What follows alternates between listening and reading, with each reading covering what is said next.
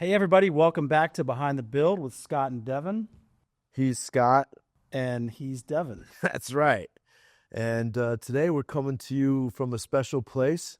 Where are we at today? We're in Cairo at the Great Pyramids. Cairo at the Great Pyramids. Yeah. Very exciting.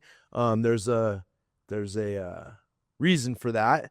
But I guess, we'll talk about that in a little bit. I think it'll be obvious to those that are watching this. But let's highlight a couple things. Yeah. Well, yeah. So First, our set. Our set is changing. We're evolving. We're trying to, hate the version of ourselves the very least. So we're trying to add accents and try to upgrade our set so that it looks more pleasing and makes us feel more comfortable so that you're more comfortable.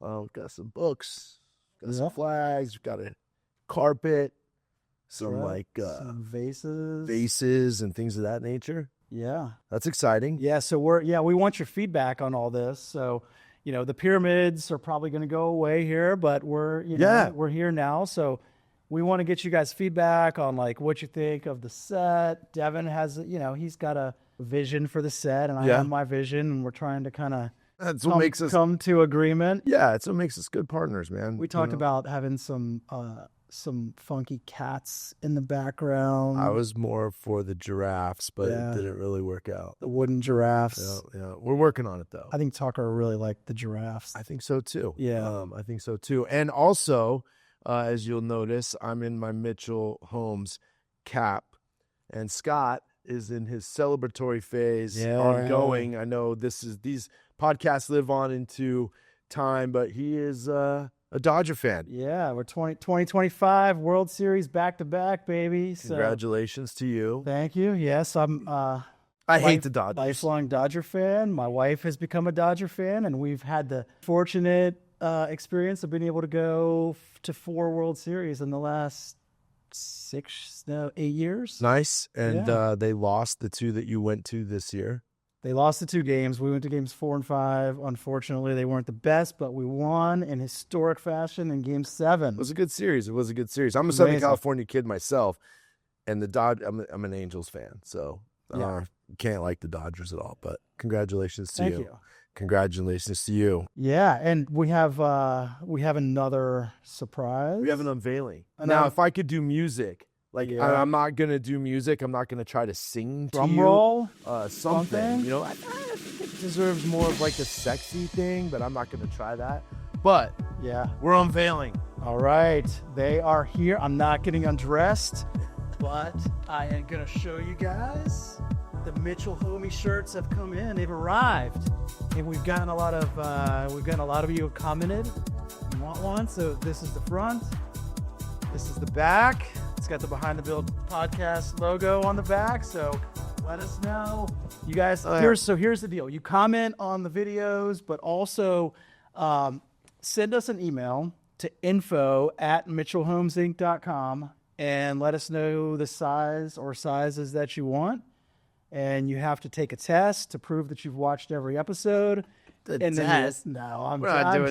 joking. But let us know. Comment, email us, and we will ship out some of these beautiful. It almost looks like a baseball uniform. I like it. So I like it. I mean, everybody knows here I was a little bit queasy about the whole idea. I was always kind of making fun of Scott, Mitchell Homies, whatever. But the shirt did look good, and I'm proud that he's brought this to light and allow everybody to rock the gear and in exciting fashion. And I think they're great. I told you so, and I didn't say it today on purpose. So welcome, Mitchell Homies. Welcome, Mitchell Homies. It's official. We have the shirts. Yeah, we have the shirts, and we have official Mitchell Homies now who have contacted a lot of people. Yeah. Really want the shirt. I know. This is great. Yeah. This is great. I didn't think that would stick, but it did. Yeah. That's fantastic. So, we've kicked around the Dodgers. We've kicked around the T-shirt. We've kicked around our set design.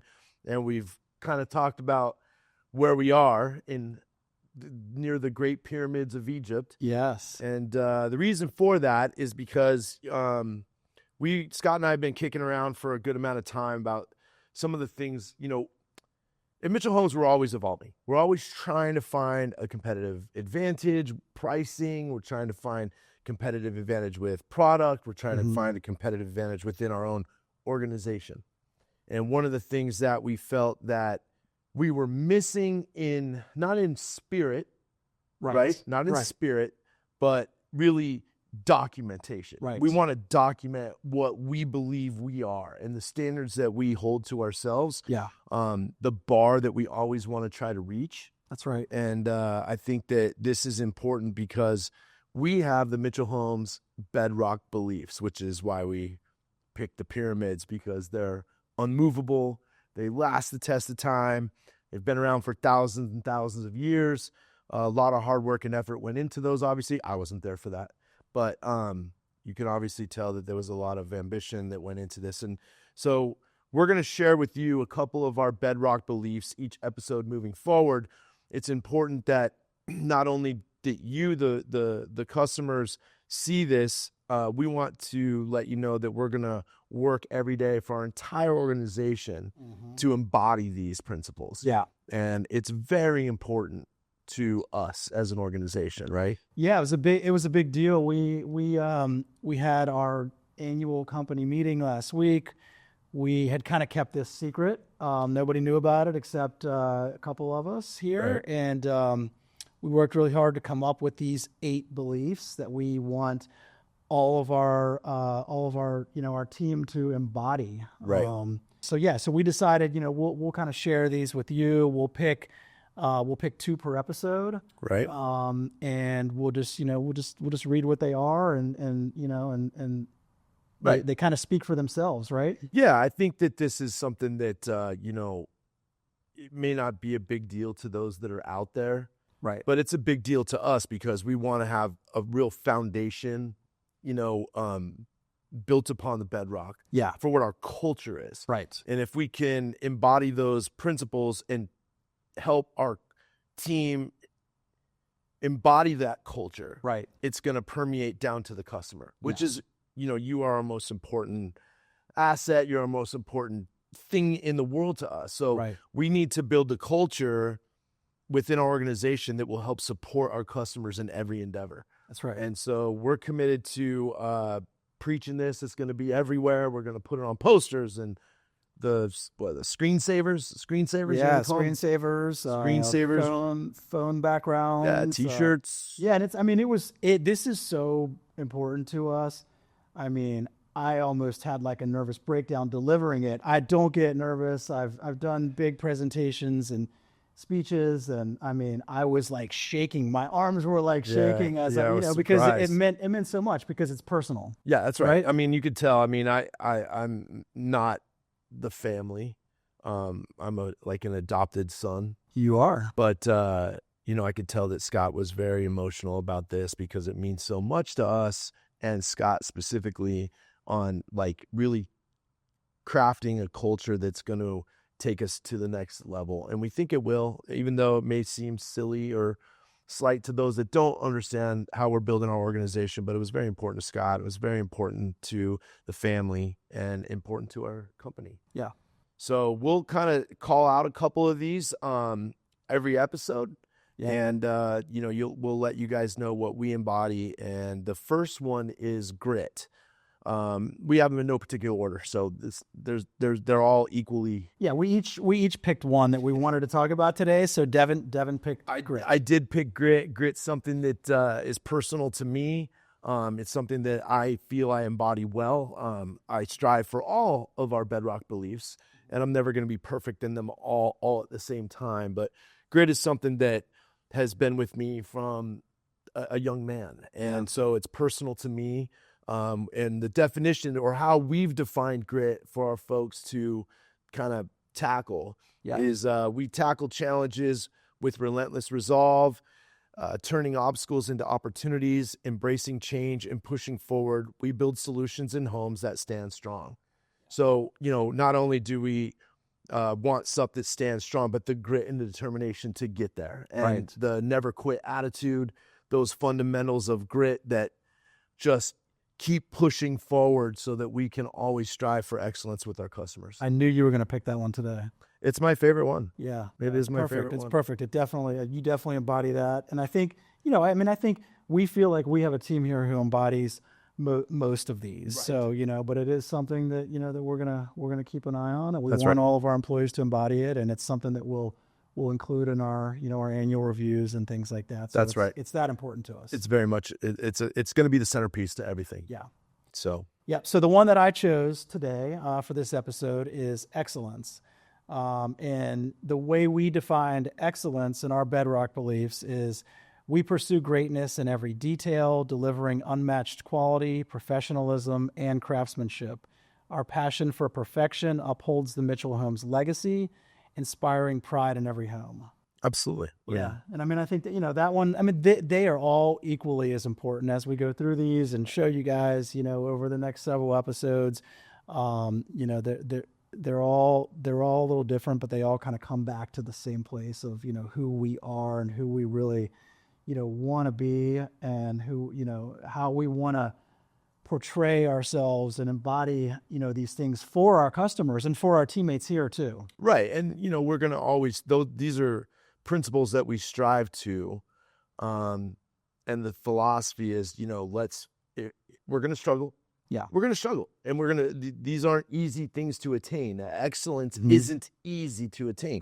If you don't have grit just innately in you, yeah, it's something that you've got to work towards, right? Right. But we want our folks and our team to fail up, so that we're always working towards a greater goal, a greater good, a greater form of excellence. Right. Yeah. Excellence is obviously measured in many different ways, right? But it's a standard that we set to always try to meet. Right. If we didn't have a standard to set, and if excellence wasn't a part of our fiber, yeah, then where are we going? Yeah, that's right. Yeah, and one thing we always talk about, and as a home builder, the one thing that that home builders, I think, in general kind of struggle with is gaining trust. Yes. And I think we feel like we're trustworthy, right? Oh, 100%. But, people don't tend to sometimes trust home builders because Right. of stories they've heard or whatever. And I think, by us and our entire team, living by these and embodying these bedrock beliefs, it's going to go a long way in us gaining, your trust. And that's a big part of why we're doing this. 100%, because the goal obviously is perfection. Right. And perfection's very difficult. Right. To achieve perfection. Impossible. Correct.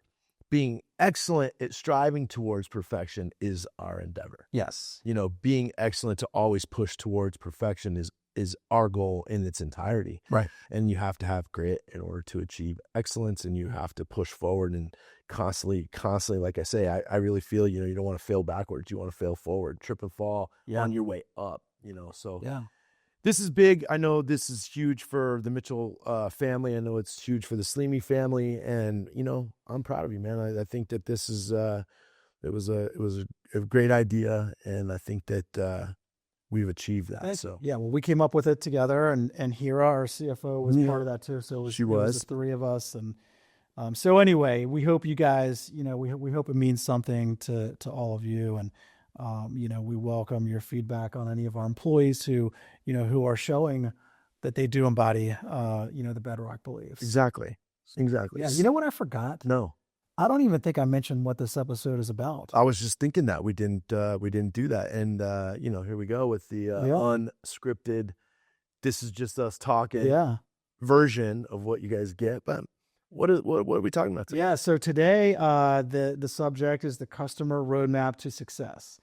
And this is something, we've talked a lot about, like the 150, and we talk about construction, and, we've gotten a lot of feedback that, from our customers, from our sales team, that they wanted some sort of a template or a roadmap to outline all of the steps, that are going to make the entire process be successful, right? Like, so we can be as efficient as possible and be prepared for, things that are coming up, and have that roadmap in front of you from the time that you come in and first meet with us, so that you're aware of what's to come. Right. It's a simple illustration of all the things that we've talked about. Right. So it really kind of simplifies things. Like, you can go read about one of the topics on this, or you can read the topic on this roadmap.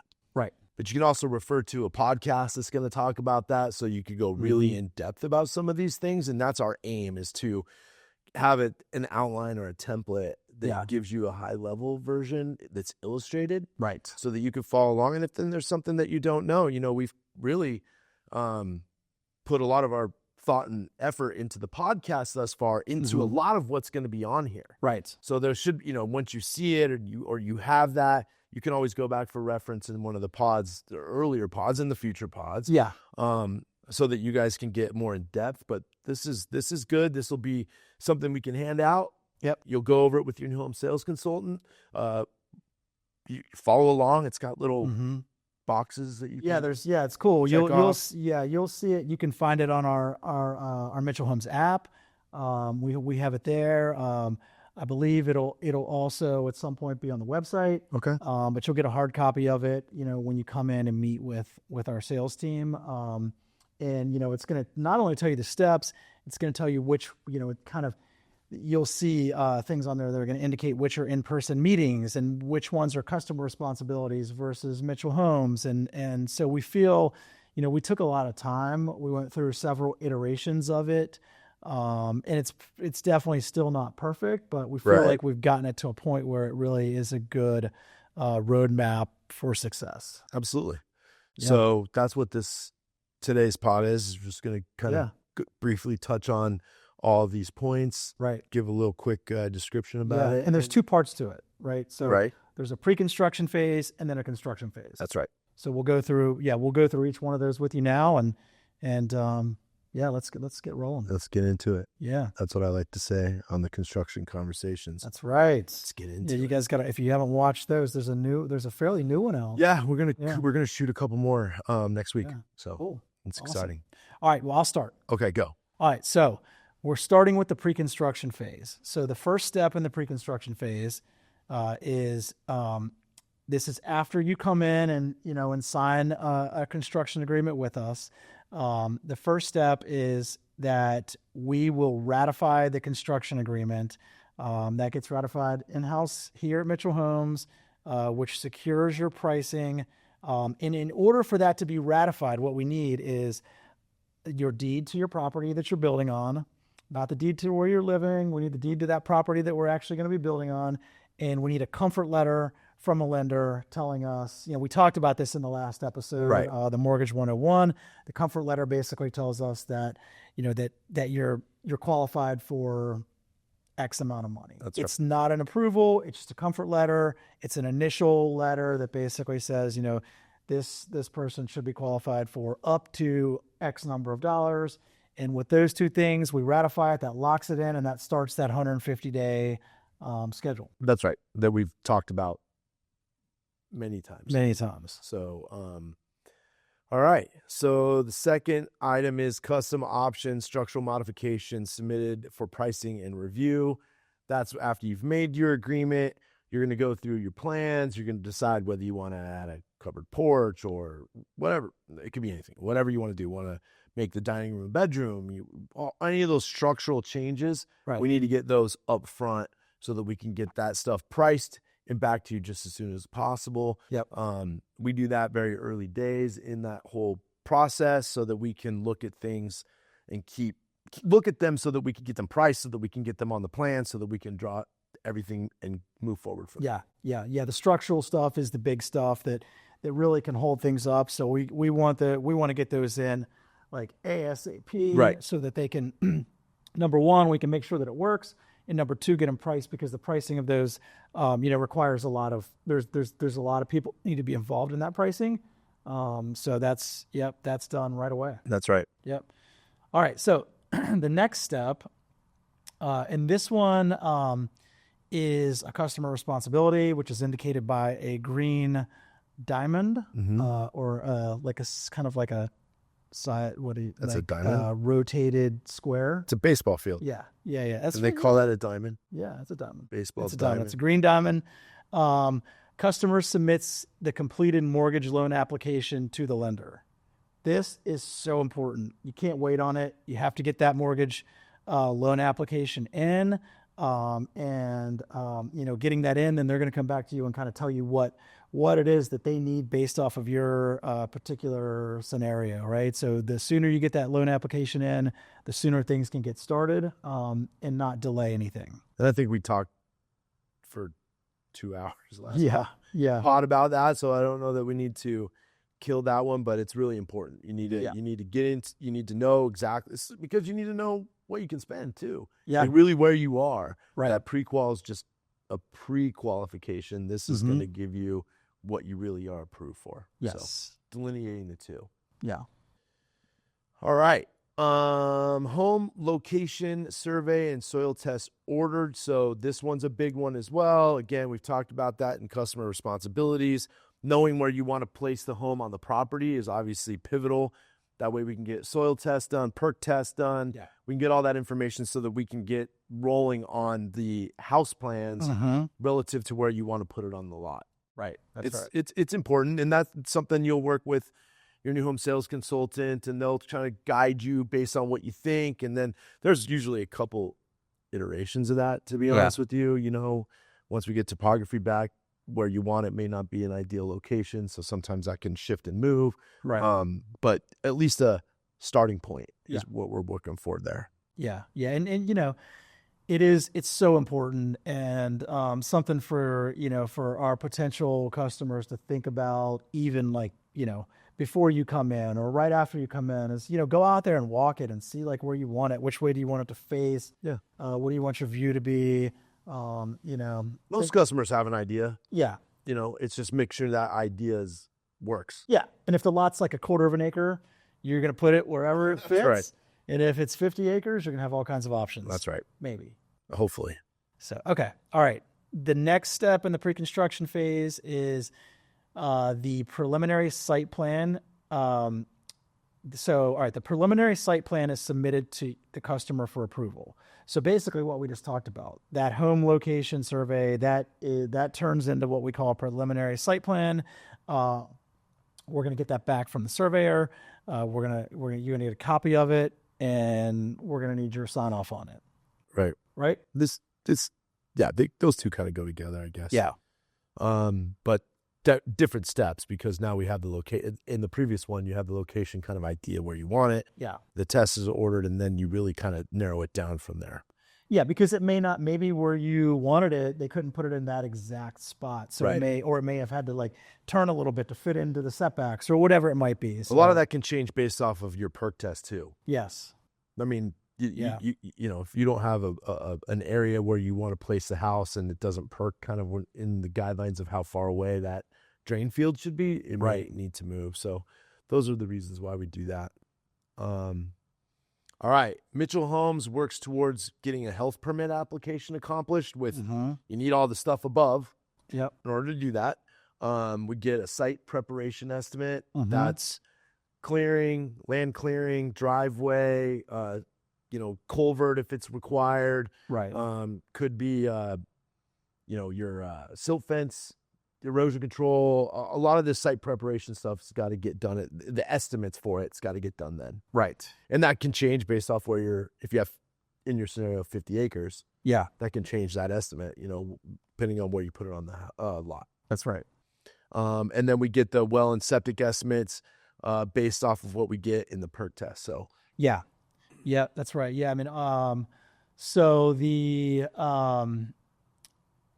all this stuff, it takes a little bit of time. So this step is things that we're kind of working on in the background. It's ongoing, really. Because some of that stuff can't just get firmed up like that. So we start the process. That's right. This is when all this stuff starts. That's right. Yeah. And a couple little notes here. So site preparation, that's something, I know we've mentioned this, but just to mention it again, either we can do the site prep or you can do the site prep.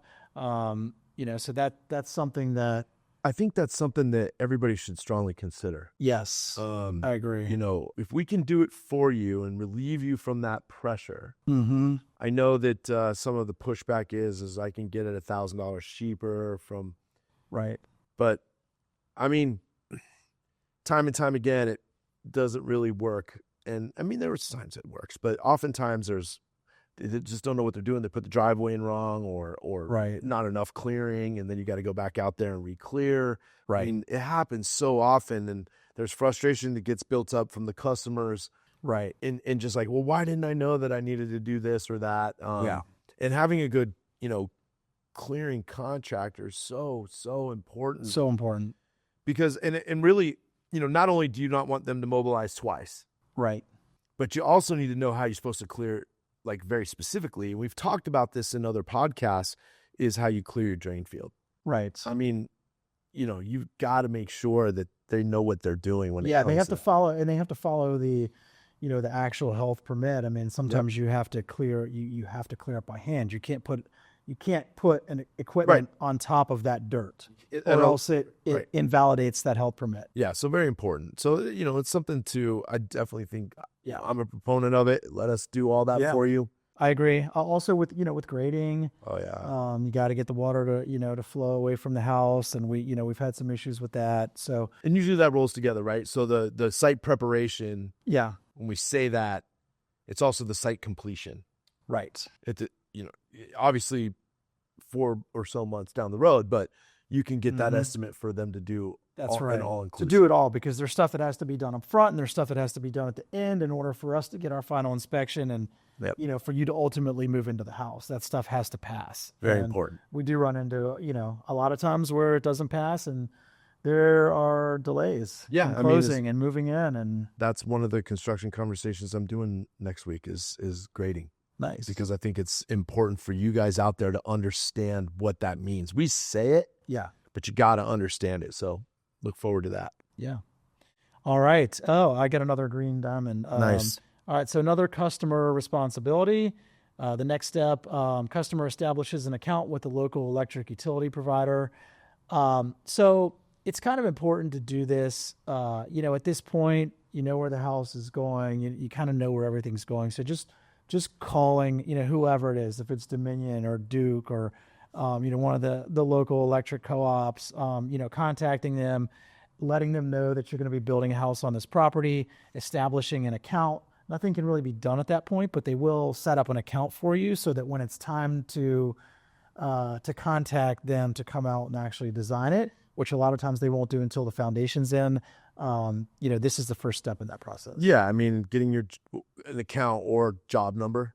Right. That allows you to follow the process through as well. Yeah. A lot of them have portals that you can follow along. Right. Our construction administration coordinators work with that job number to help power companies along. Yeah. If we don't have that, there's nothing we can reference. So That's we can't right. speak on your behalf if you haven't gotten that job number. No, they will not let us establish the account or get the job number. No. That has to be done by our customer. Super important to get that done just as soon as you can. Yeah, absolutely. I should say before we move on, the downside of that, and it's happened to us recently, so I'll just kind of like talk with folks about that.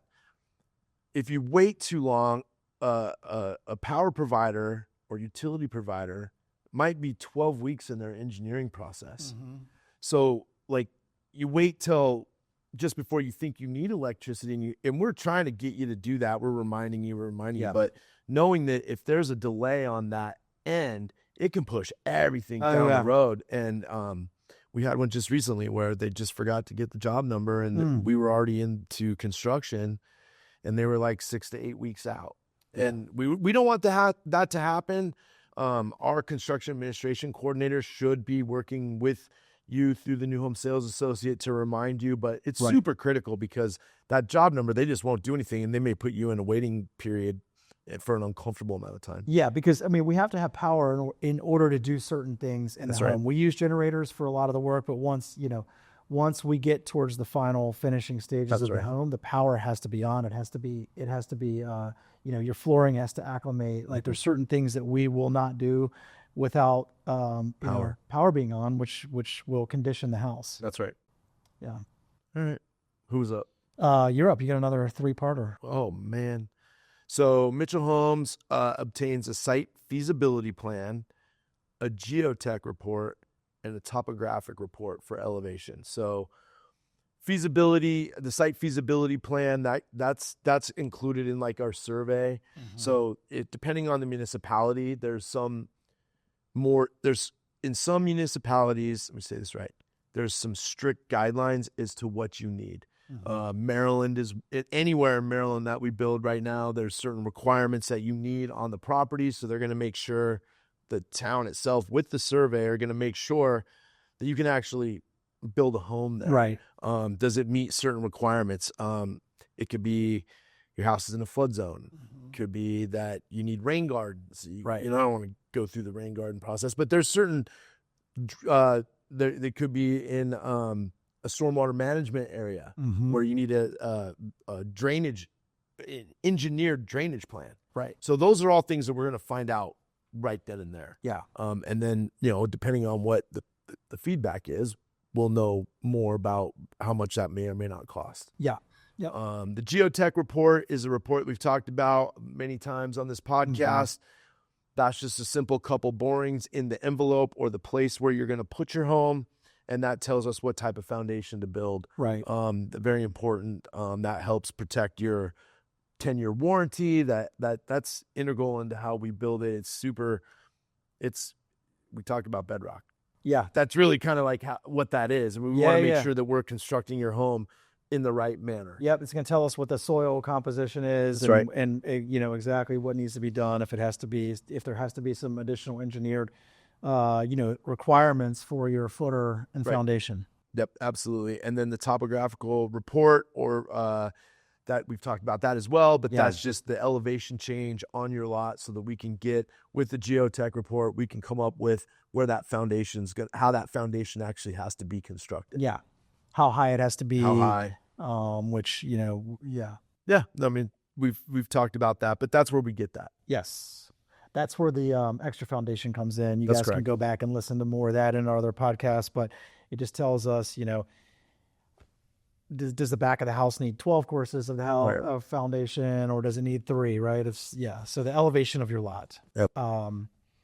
All right. Next on the roadmap, this one is going to have, when you see this one on the roadmap, it's got like a red pen and a green diamond, like one of those location drops. Yes. Like your phone. Is that what that is? Yeah.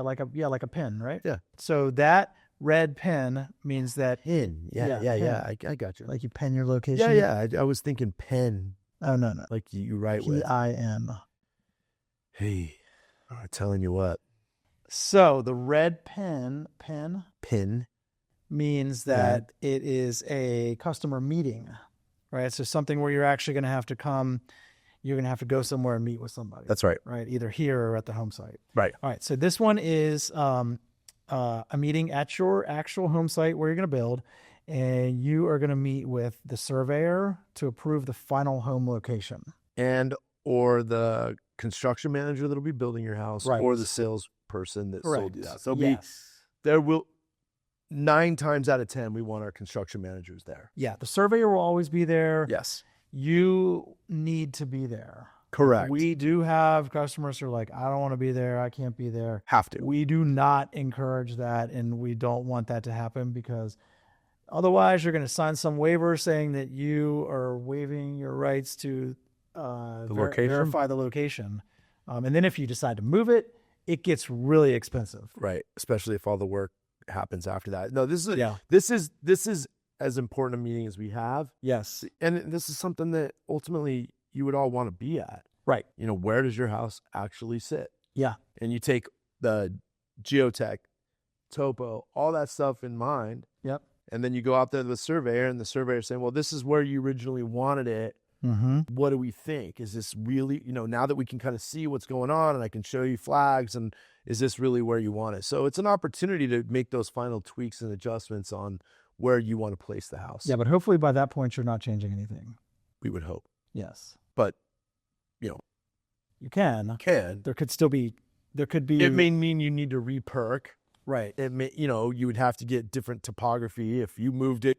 Soil work may have to be redone, because all this stuff is done based off of that location. Remember, so they're boring like soil samples from that location. Right. Your septic and your well and everything's been located based off of, what you've indicated up to this point. So right. It changes, like all that stuff kind of gets thrown out and has to be revised. Yes. But this is an important meeting to get to. It is very important. Don't miss any of these meetings. Don't miss the meetings. No. Was I up? You're up. You're up. I'm up.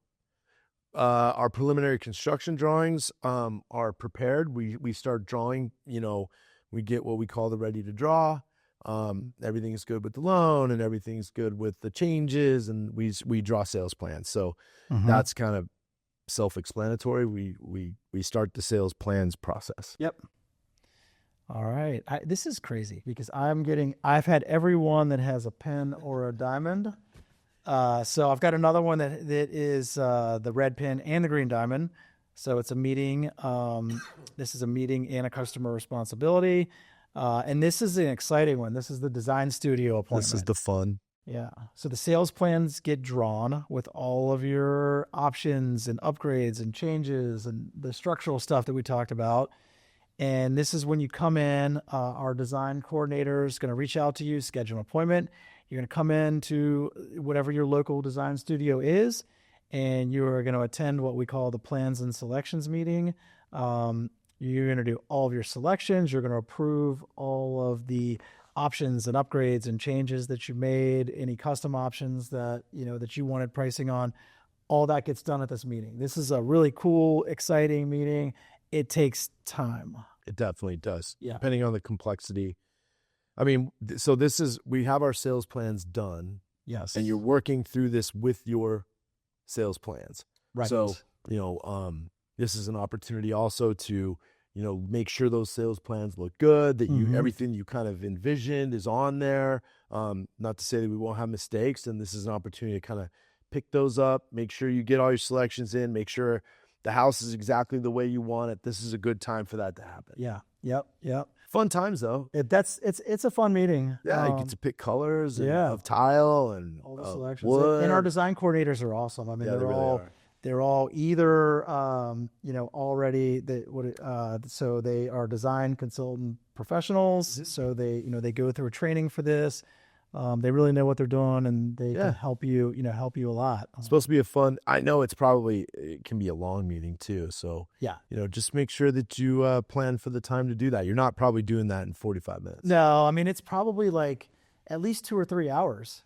On average, I would say that's probably where it ends up. Yeah. I mean, we've had some people, I've heard stories of like 8-hour meetings. Or 2 days. They've had to break it up. Make up their minds. So, but the cool thing now, and I think the majority of our design consultants are sending out things in advance to help you, kind of make some of these choices. Right. And you're always welcome to come in too. Like you can come into any of our design studios and look at things and kind of walk around. Yeah, walk around. We can give you something so you can kind of keep track of the things that you like, so that when you come in for that meeting, it's a little bit more efficient. Mm-hmm. Yeah, it's a fun time. Yeah. All right. Lender orders the property appraisal. We talked about this in our mortgage podcast. Basically, they're just going to take what the plan is as completed, or at least what it's designed, and then they're going to take the land and they're going to appraise it to make sure that value is there for the house and your land. That's right. It's a big step, but it's it's pretty straightforward. I mean, it's nothing to get crazy about. Part of the loan application process and approval, we need the appraisal in order to get the final approval on the mortgage loan. So that's all that takes. It takes place in the background. It does. You don't really hear about it. Janet in our office orders that with the lender. All appraisals are done by third-party companies. Right. So there's no bias there, and they go out and we'll get that back, and hopefully it appraises for whatever you need. That's right. Yep. That's right. All right. Next is the permit-ready construction documents are completed. That's a fancy way of saying plans for permit. Yeah. Permit plans, basically. Permit-ready construction documents. I mean, well, there are more than the plans. I get that. Yeah. I mean, just saying. After the selections meeting, your plans come back in. And by the way, at your selections meeting that we talked about, that is your one opportunity to make any changes without a late change fee. So you do have that opportunity. We give you that opportunity. Nobody else is going to give you that opportunity. That's You're right. going to get charged a late change fee. You have that opportunity. If you want to make changes, you can. If they are custom changes, it's going to add time. We don't recommend that at that point. Hopefully all of your custom stuff was done up front. You're just maybe, making some little tweaks to whatever level cabinet you thought you wanted, or maybe you're changing your flooring or something like that, adding some, electrical options. You want a generator. That stuff's easy and doesn't really add any time. So you do have that opportunity. So that stuff is going to come in here. Right. It's going to get reviewed, right? Yes. And it's going to go back to the drafting department. They're going to finalize the plans. That's it. There's no changes at that point because this is going out for a permit application, and Correct. they are getting the truss drawings. They're getting everything that they need to apply for your building permit is getting done. Surveys, everything that goes, the survey work goes with that. Yep. The geotech report goes with that. Well and septic permits. So those are the construction documents that we're talking about. Yep. All that stuff goes with it. The health permit goes with it. Yep.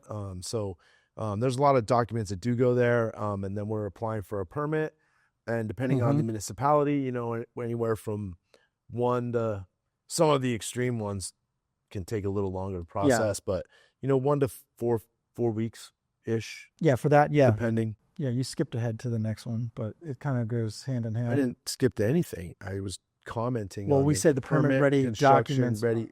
The permit documents are completed. All right, I didn't read that far down. I apologize. Don't put me in front of a microphone. No, I already said it. It's done. You're next. Building and zoning permits submitted for approval to appropriate local authorities. And as Scott just eloquently said, I spoke to that.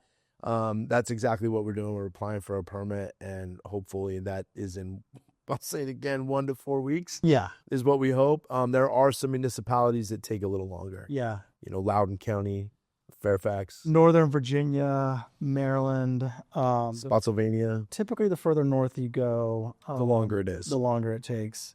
Yeah, absolutely. So, but yeah, we have some localities where it may be a week, and those are great. That's awesome. Some less. That. Yeah, that's great. There's some where you could walk in and get it the same day. That's right.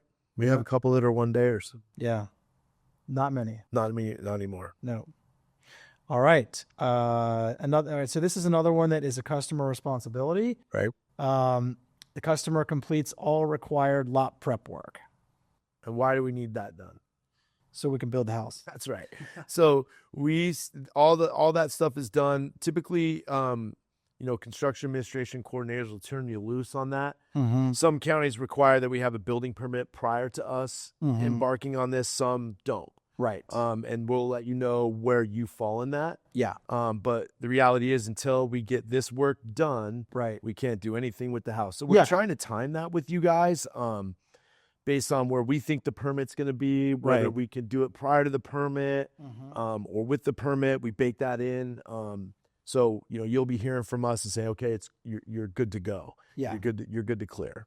Yep. And driveway and culvert. And clearing, driveway. Yeah. All that stuff that we need in order to get in there and build the house. That's right. And so just make sure you don't send somebody out there to clear it without clarifying with us whether or not 100%. We have to have a clearing permit. 100%. Now, sometimes we can get a land disturbance permit in advance of the building permit. It depends on the locality. That's right. Some don't require it. No. Some do. Some will let us get it in advance. Some won't. So we've got plenty of people here to help you with that, who can kind of guide you and make sure you don't do anything that's going to upset them. That's right. Because a lot of these areas do have strict guidelines on what you can and can't clear. So you really need to make sure that you're good to go. And this will kind of spin back to my advertisement of, we can do these services for you. Yes. And help you out with this. Yeah.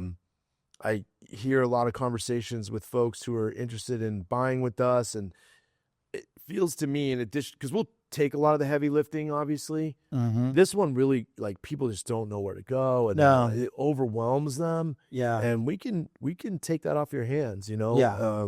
We have a little bit of an administration fee for those that are, we definitely don't break the bank on this. No. We're just helping you out. So, yeah. Yeah. And, it can, sometimes I think people think they're going to save money, but if there's a mistake made, you're responsible for it at that point. So if, like, let's say you had wetlands on the property and they mistakenly knocked a couple of trees down on wetlands, that's a big deal. Oh, 100%. And it's very expensive. We had one that just did just the other day, right? A customer got a company that they thought was their land prep. Right. All they did was clear trees.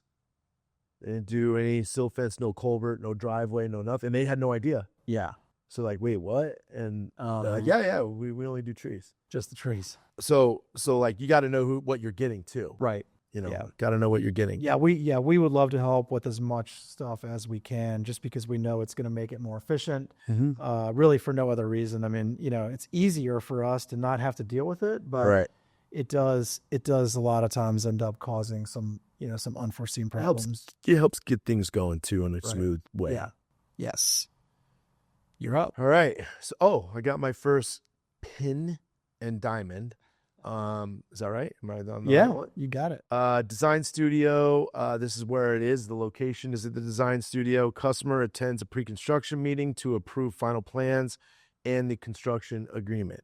So this is kind of like the last stop. Yeah. On the train. This is the final step of the pre-construction phase. phase. The pre-construction meeting is you're visiting with the super and you're visiting with the sales team and the designer to make sure everything that we've all negotiated and talked about and selected and made changes to are correct. Yep.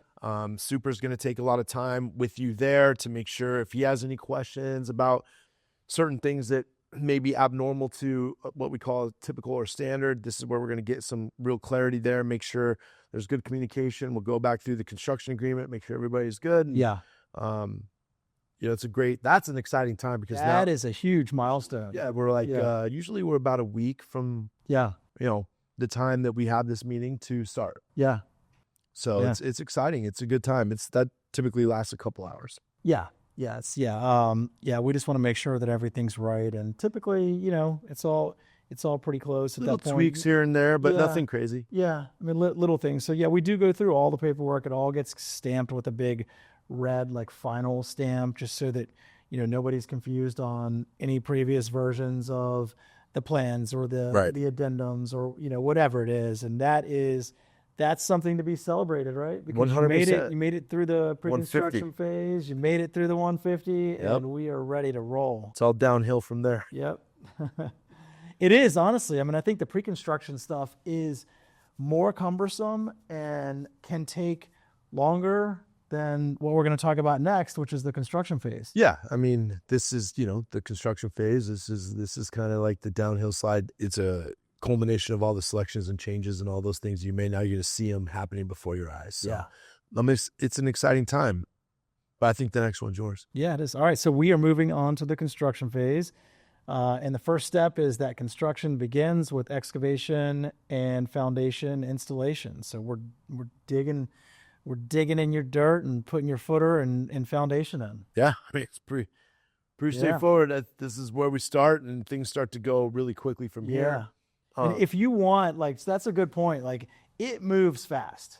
Absolutely. I can pretty much assure you we are one of the most efficient, if not the most efficient, builders that you're going to come across. And it moves fast. So if you want to get out there and take pictures of the groundbreaking, coordinate it with your super, make sure that you stay in touch with them through the the Mitchell Homes app. You guys can communicate through that. He'll let you know, when we're going to dig. Right. Get out there, get your pictures. It's exciting. It's fun. And it's something you probably do want to document. They're typically talking about that at the pre-con. Yeah. When we're going to dig it, weather permitted. Once we get that footing in the ground, things really go quickly. Yeah, it goes fast. Yeah, you really go quickly. The next step is the framing of the home is complete. That's roughly about, the end of framing is roughly about week 4, 3 to 4, depending on the size of the home. Yeah. But they're going to come in and, they're going to get the foundation in. They're going to get if there's underground that's required, they're going to get that in. And then they get the box built. Yeah. So that's usually somewhere around, week 3, 4. Yeah, that's cool too. I mean, it's fun to watch. It's see really the structure go right up. Fun to watch that. Yeah. Absolutely. All right. So after the framing, the rough-in work begins, which includes your plumbing, electrical, and HVAC. Yep. So all that stuff's, the wires and the pipes and the duct work and stuff for your heating and air. It's all going in at this time. That's right. Pretty self-explanatory. Yeah. So the next one is another pin and a diamond. So in this construction kind of milestone, it goes a little quicker. There's less steps than in the pre-construction. Yeah. Where we're jumping from rough-ins all the way to a pre-drywall meeting. So we've completed our rough-ins, we've completed the inspections, oftentimes we get it insulated, and you're just coming back through to make sure, electrical outlets is where you wanted them, or to maybe potentially add an electrical outlet. Usually you're working with the super prior to that. Yeah. But this is just to make sure that everything that you've selected and purchased is been installed. Yeah. And we're ready for sheetrock to close up. Yeah. That's a big one too. And I encourage, everybody to really take your time and go through that and make sure that, the switches are where you want them, like like all of that stuff. If you want to add something electrical, that's the time to do it. You don't want to have to tear into drywall later. So preferably before they start the rough electric. Correct. Would be great. Yeah. And you can just reach out to the super and say, hey, we decided to put fans in. Yeah. And before they actually do the electrical work.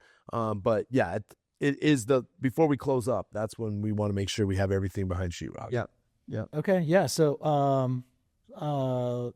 Well, I think before the drywall is insulated, the drywall goes up, the insulation is going to go in. Well, yeah, we just don't talk about that. So we don't talk about that on here, but yeah, you got your rough ends, then your insulation goes in, and then your drywall goes in, and that's kind of another cool, exciting, I don't know. I think it's fun to see the drywall go in the house. It changes the house for a lot of folks. You know, it really kind of lets you know your room size. Yeah, and you don't really see all that wood anymore. The wood, right. It's starting to look like more of a finished product. That's right. That roughly takes weather dependent. Yeah. About a week to 2 weeks, depending on that's install, tape, and sand. And right. Ready for trim and paint. Yep. All right. And then look at that. We went all the way from drywall to Mitchell Homes customer confirmed pre-settlement orientation and closing date. So we're already going from the drywall completion. You're getting all your finishes done. You're moving through, and you're going to start talking about your pre-settlement orientation and your closing date. Yeah, because we know at that point, the drywall is kind of a big milestone, because we kind of know at drywall, you're roughly what? 8 weeks. 8 weeks. 6 weeks. 6 to 8 weeks ish, depending on the complexity that's and size of the house. So I think that's why this is located here, is because at that point we're going to tell you, look, get ready. This is your estimated closing date. This is when we think we're going to walk it.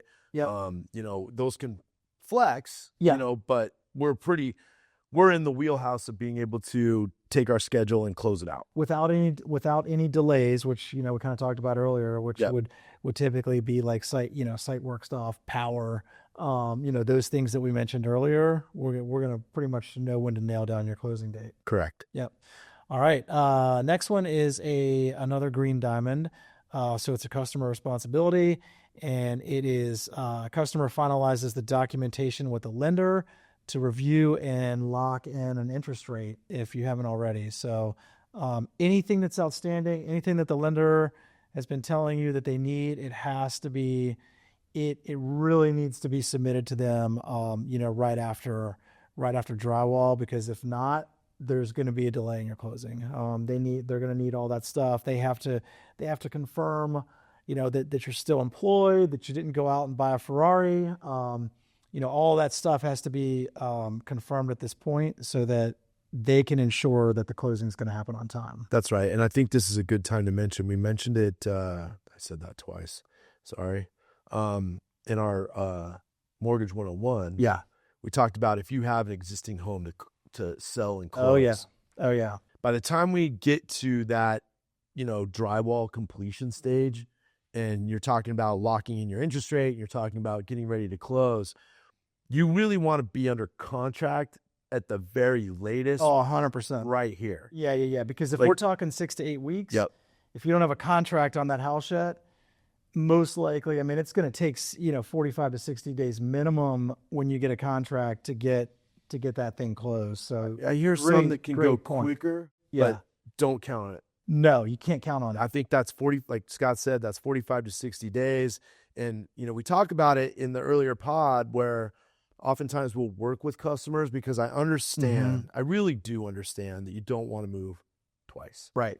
You'd rather go from the place that you're living into the new home, which is fine. Yeah. But you have to time it, and you got to be thinking along those lines. So when you see that customer finalizes documentation and you're in sheetrock, yep.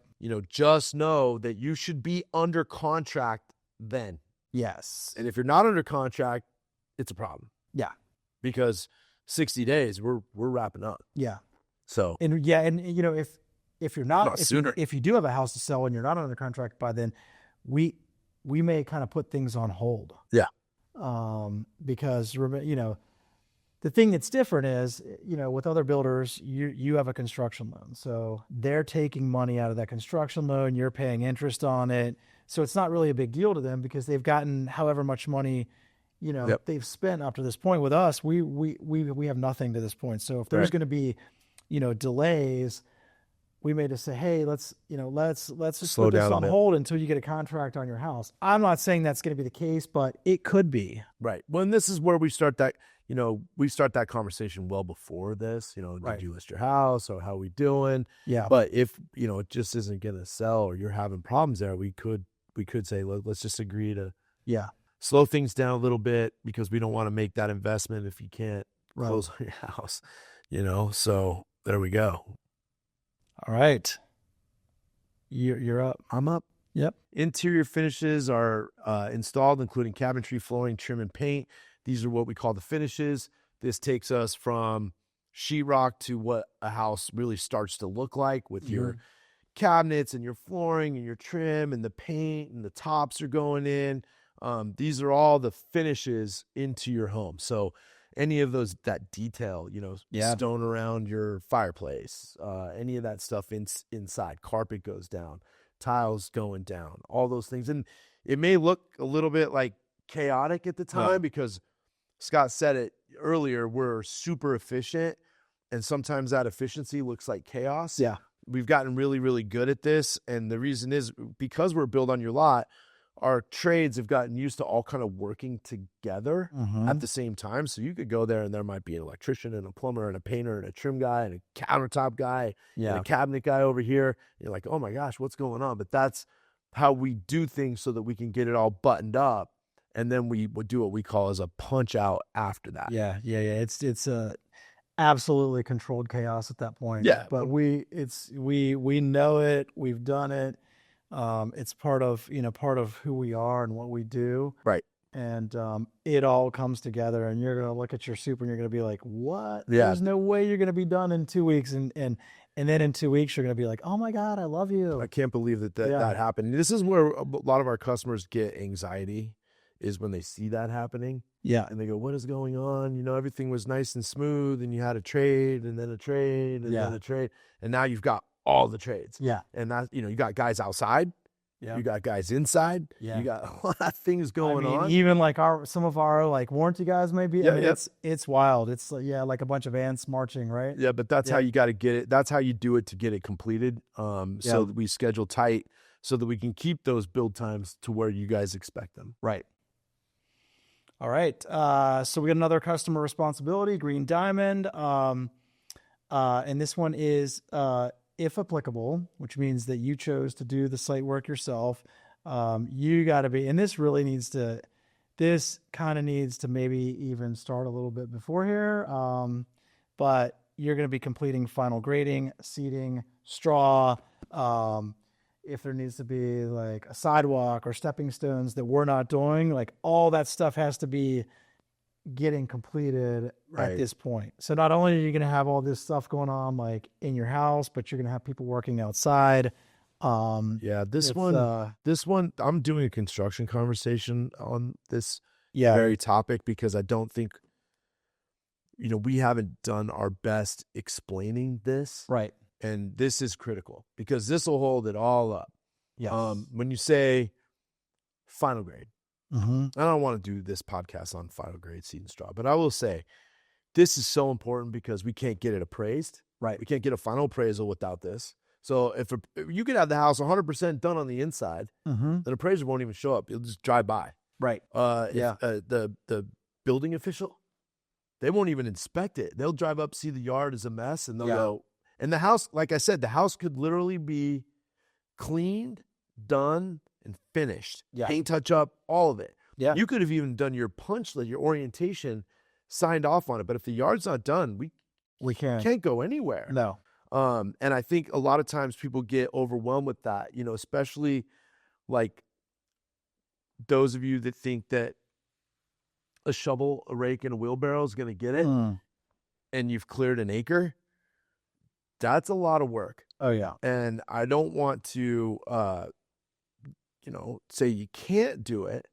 But, if you're working with a shovel and a rake and a wheelbarrow and you're doing it one load at a time, it could take 2 months to do. It depends on the locality, because some localities, that's not going to fly. That's right. Yeah. That's 100% correct. I just think that there's a connotation to, well, I'll just grade it myself. And oftentimes that just renders itself totally impossible. Yeah. And I would say that when I look at my, our closing lists, that's the place that trips us up the most. Yes. Is we can't get it graded.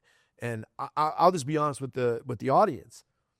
We'll get pushback from customers going, you're pressuring me, you're pressuring me, you're pressuring me. Mm-hmm. But we're just trying to keep the timeline with you guys.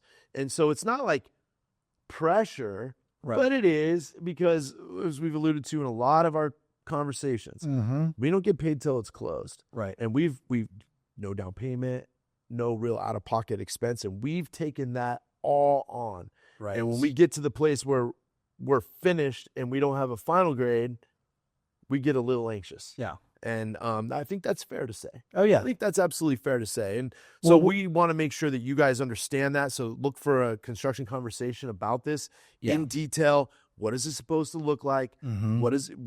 What should you see when you're done? Yeah. And I hope that helps everybody, because I think it will. Yeah. I think it will. Because we're only able to do what we do and offer the Simply Mitchell because we're able to be so efficient and able to get these closed. So when we run into like long delays, and they can be long, because if the weather gets bad, if it gets wet and you can't get on a lot for weeks, or sometimes, we've seen it where it's months. Yeah. Like if a lot's too wet and you can't put an excavator or skid steer on that lot, man, it can really delay things for a long time, and you can't move in. You could be paying rent somewhere and you're paying extra rent. We're not getting paid anything. We've got hundreds of thousands of dollars sitting out there. So it really is like the reason we're able to do what we do and offer what we offer is because, we're able to be efficient. So this is a big one. And, again, it goes back to, let us do it if you can. Just let us do it. We're not charging you any more than, it's not some place where we're making money. In fact, with some of the contractors we use, we don't make anything off of it. We just know that they're going to get it done, and that they know how we work, and they're able to make the process a lot more efficient. I think that's key too, and not to kick this one around too much, but there's some predecessors to being able to do your final grade seed and straw, and that is you got to get your septic in and inspected. You've got to get your well in and inspected. Yeah, you got to get all that stuff done. So what happens is the feedback I get, from a customer, like, well, you just got the septic done. Now my guy's 2 weeks out. We're good at scheduling tight. So if we're working with the contractor, let's say of ours, we can say, hey man, you're 2 weeks out, plus or minus a day. I'll let you know, but you can come and get started, because I'll have everything wrapped up by Tuesday. It's a 3-day grade or a 2-day grade. Yeah. You can get yourself going and only leave those areas out. But by the time you're done with 85% of the rest of it, you'll be able to dress this up and it'll be done. And that's not what happens with other contractors who are working directly with a homeowner, because tell me when everything's done and then I'll put you in the schedule. Yeah. And what if that's 3 weeks? Right. And that's where you get in trouble and gives customers anxiety. It seems to me that's, we're getting to the last pieces of like anxiety. So I think it's good to talk about. Yeah. If we can help you with this, let us, because we will get it done. And if it's on us, it's on us. And if we're delaying it, it's on us, and it's not on you. That's right. All right. Yeah. Construction conversation to follow. Yes. And you're up. And I just did all the talking. Mitchell Homes performs a final detailing, professional cleaning of the home. So final detailing is all the touch-ups, all those little things that we're doing, cabinet adjustments, a little bit of caulking here. Yeah. What we do is we send our warranty technicians to your home to do that work with the trades and with the supers. Right. So they get familiar with your home. So when they're back there doing your 90-day warranty list, they've already been in your home, seen your home, know what it looks like, they're acclimated. Right. So I think it's something not a lot of other companies, if any, do. No. But our warranty technicians also help out with the detailing. We get it all cleaned and we get it ready for that final inspection. Yeah, shine. It's sparkling at that point. That's right. It looks really good. So yeah, and then what we do after that, after it's cleaned, we get a third-party quality control inspection on every home. Again, that's a third-party company we send out there. They look at everything. They send us back a very, very detailed list with tick marks on things, whatever it might be. If something light's crooked or everything. Anything and everything. Nick on this and every Nick on single that. thing. I mean, sometimes I look at them like, oh my gosh, like that. They are so detailed. And I want to make sure everybody at home understands they are not on our side. No. Ask any of the supers. Yep. Ask any of the supers. They are not on our side, and we pay them not to be on our side. That's right. We want them to be objective. We want them to make sure and scrutinize the hell out of it. Yeah, and they do. And they really do. They do. They do, and it's helped us a lot though. Absolutely. Because our team is used to that, so they know like in advance, and they're they are compensated based off of. That's right. This is part of the way they're compensated. Their pay so I don't know if I structure. should say that or not, but we think it's important. Right. And so they know what they need to make sure is right before that inspection's done. There's also some healthy competition to who gets the highest 2M score. That's so right. Within the group, those guys are always like battling over scores. We've got some supers who are hell bent on 100. Yeah. So we've never gotten 100, but he's at a 99.5, I think, like really close. Shout out Jeff. Yeah, Jeff. So he really strives to get that, but it's really difficult. And I want to make sure you understand that because some folks get their own third-party inspector, which is fine. Yeah. We won't work off their list because we've had our own third-party company do it. Right. If there's something obvious that your third-party guy picks up that's like a code violation or something like that, we may look at it, and obviously if it's something that's wrong that everybody missed, we'll take care of it. We're not going to be looking at paint touch-up with them. We're not going to do any of that stuff. But our third-party scrutinizes us to death. They do. Yep, and it's made us better. Absolutely. All right, you're up. Didn't I just do the last one? Wait, I just did the third-party inspection. Did you? I did. Good Lord. All right, this is not that it matters. I mean, we're all going to just say the words. Yeah, we're almost done. We're almost there. Yeah. This is a pin in the diamond. Home site customer. This is at the home site. Sorry. Customer attends a pre-settlement orientation with the superintendent. This is you have to be to this. You can't do this. You can't execute this without being there. Right. But this is a walkthrough. This is going over all the operation of things, how things work, going over every detail in the house as far as like how a tub works, how a sink works, how you turn it off, how do you turn it on, where is the water main, where is the filtration system, how do you change out the cylinders, where's your pressure tank, this is where your septic is. Yeah. You're going through a lot of stuff. It's not necessarily there to like pick and point. Yeah. Because we're hopeful by that point that all that stuff is wrapped up. Yeah. But it is an opportunity to, do some paint touch-up marking and do all that stuff. But we want to get any imperfections or things that need to be corrected put on that pre-settlement orientation list. You're also going to learn about your warranty, how to submit your warranty. They're going to show you, we have a lot of literature that you'll be given. So it's an in-depth meeting. Yeah. Not meant to be confrontational. No. Meant to try to get to the finish line, and that's what that's meant for. Yeah. We finish those things up. Now, I will say that if there's things like we notice something that's cracked that nobody caught, we do want 14 days from the time we close to finish that pre-settlement orientation list. Yeah, I mean, hopefully, we've caught like 98% or more of the stuff at that point. But there could be a few little things. We've come a long way, because it used to be that it was, we called it like a punch walk. Yeah. And you'd walk through the house, and we didn't have the third party inspection, and we didn't have somebody going in there from our warranty team and the subs and getting this stuff done before this point. Right. And like it would look like a Smurf exploded in the house, because you're putting like blue tape everywhere, right? It was like all over the ceiling, all over the walls. Right. But this thing now is really, it's kind of a cool, exciting meeting where you're learning about things and really getting oriented with the home. 100%. Yep. So, I get the fun one now. The next one is closing day. Ownership is officially transferred to the homeowner, to you as the homeowner at this point. We're going to have, there's the closing happens wherever you want it to happen, right? Right. So we can do it anywhere. Yeah. If you want to do it, you can do it wherever you want. We're doing one now that's in the customer still in New York. Yeah. So we can send notaries there. We can send notaries to you. Yep.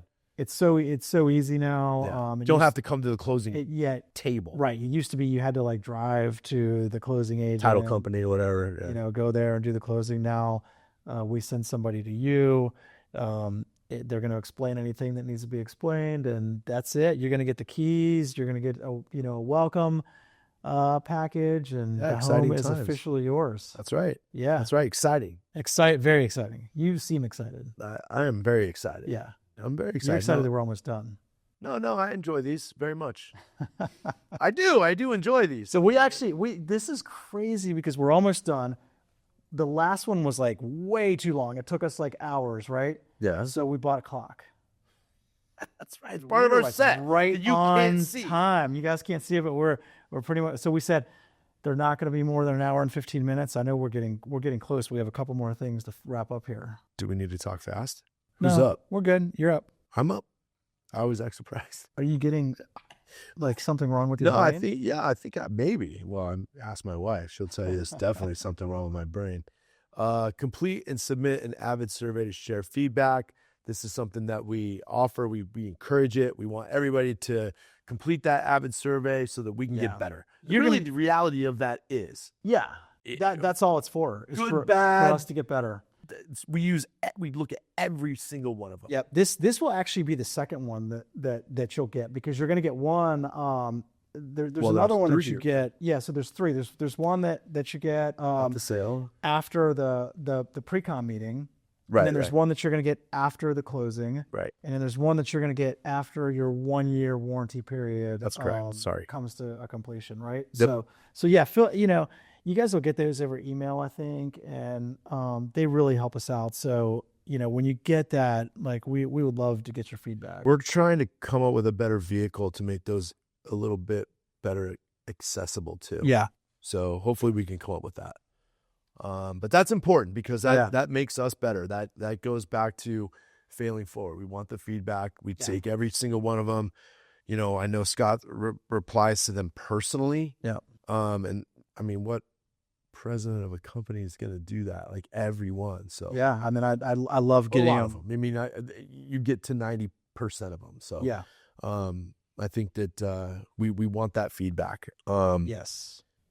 So we're at the last step of right construction phase. Yes. Well, really, not really construction phase at this point. At this point, you're in your home, you're loving it, and you're going to refer all of your friends and family. That's right. To Mitchell Homes to build a home on their land, and we're going to pay you $1,500 for everyone who builds with us. $1,500. Good. Yeah, you can do a lot with that. Sure. What would you do? Probably give it to my kids. Baseball gear, and yeah, it seems like that's where all my money goes. Yeah, to the kids, what they need. That's right. I wish I could do something nice for myself. Someone should have told me that when I had kids. They should have said, "Hey, listen, it's all going away. They are expensive. It's all going away, pal." Yeah. So that's sanity. That's all. That's all of the roadmap to success. I think it's hopefully this helps you guys. I mean, I know that was a lot, but this really does allow you to I think we were talking about making it so you could pin it to your refrigerator and you could follow along with the progress and keep us in line as well. And, you know, I think this is a need. This is something that we needed to have happen. And I think it's great that we can give it to you, you know, and this is a direct result of customer feedback. It is. This document. Absolutely. You know, 100%. so that's awesome to see, you know. Yeah. You know, that we're taking that feedback from the folks who've worked with us, said, hey, look, guys, you got to get better here. Yeah. And we're like, you know what? That's great. We're going to do it. It all goes back to we want to build trust. Right. We want excellence. We listen. We care. We deliver. Oh my God, that was so cheesy. That worked. That worked because that's exactly what we just did. Right? This whole thing is because we listen, we care, and we deliver. We weren't thinking about this. No. We weren't thinking about this. This came up from feedback through Avid scores and other comments. Yeah. Like, you're like, man, we got to listen to the people. And that's right. That's really, ultimately, we're a partnership with them. And, you know, to make things go forward and get generational business, we want to, you know, we don't just say those things. We actually do. Yeah. Listen, care, and deliver. That was good. I didn't even think about that. Unscripted. That's right.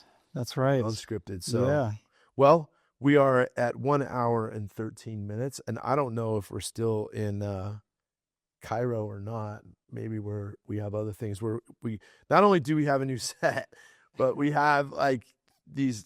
I've like a weatherman, so I'm not sure what's happening with my hands right now over the green screen. You know, you see those bloopers. Yeah, we got 3 green screens, and so we're playing around with that and trying to bring a different dynamic. But so I guess to say, I don't know if we're in Cairo still. Adam, where are we? But we appreciate everybody's business, and we appreciate you guys being here with us on the podcast. We're starting to see a big following. People say, hey, I've seen every single one. Yeah. Maybe they're in it for the T-shirt. Maybe they're in it for the information. I'm not sure. Maybe both. Or they love like looking at Scott. I mean, it can't be my big head. But we appreciate every one of you, and we look forward to you guys being a part of our family and fun at what we do. Yeah, absolutely. Yeah, so give us your feedback on these things. Let us know what you want us to talk about next. You know, let us know if you've watched every episode and are prepared for the test. We'll consider giving you a shirt. He did not have that wrinkle in. You did not say that when you were like, I'm going to get Mitchell Homies T-shirts. There was never mention of a test. No, I said you have to watch every episode. But no test. No, there's no test. I'm sure. Maybe we should make a test. No, it's all good. We trust you to know. Yes. So it's reciprocal, right? We trust you. You trust us. So those that get the shirts should have no questions about how we do things. No. I'm just kidding. You know, always questions. We want questions. We want comments. We want your feedback. Yep. We look forward to it, you know. And share with, you know, if you've got people that you think would benefit from these, please like share the pods with them, because that's why we're doing them. Absolutely. Yeah. Absolutely. So I guess we've come to an end of number 10. Yes. Thank you. Thank you for joining us. Thank you, Deven. Thank you, Scott. You did a great job today. Thank you. As did you. I was going to have some smart ass comment, but I don't have one. So you guys, thank you very much. See you next time. See you next time.